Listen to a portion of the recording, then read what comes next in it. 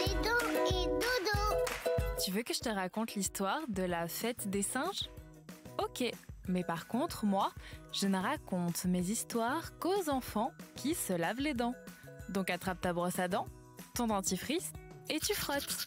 Jusqu'à ce que l'histoire soit terminée. 3, 2, 1, 0. Est-ce que tu aimes les singes? Ils sont chouettes, tu ne trouves pas?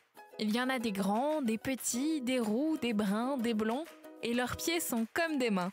C'est fou de voir comme ils se débrouillent bien pour grimper aux arbres grâce à ça. Souvent, on peut les voir dans les eaux.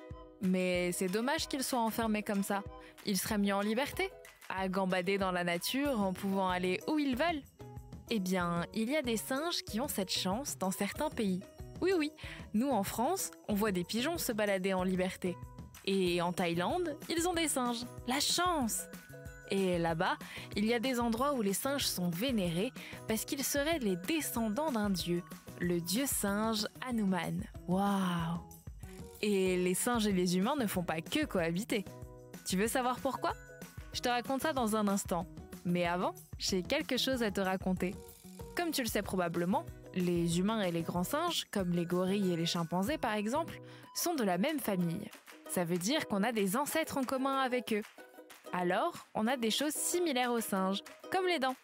Mais avec l'évolution, on a tous bien changé, donc il y a quand même un peu de différence. Par exemple, les canines des grands singes sont très longues, alors que chez nous, pas tant que ça. Ces dents sont utiles quand on doit manger de la viande, mais pour les grands singes, elles le sont aussi pour se battre, alors que nous, on se bat pas avec nos dents. Pour en revenir à notre histoire, le singe est tellement vénéré dans certaines régions de Thaïlande que des fêtes sont organisées pour eux. Oui, des fêtes, tu as bien entendu. Et pas n'importe quoi, hein!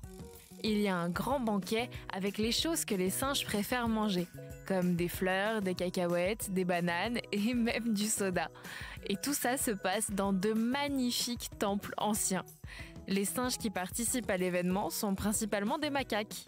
Tu vois à quoi ça ressemble? Ce sont pas des très grands singes, mais ils doivent bien faire ta taille quand même.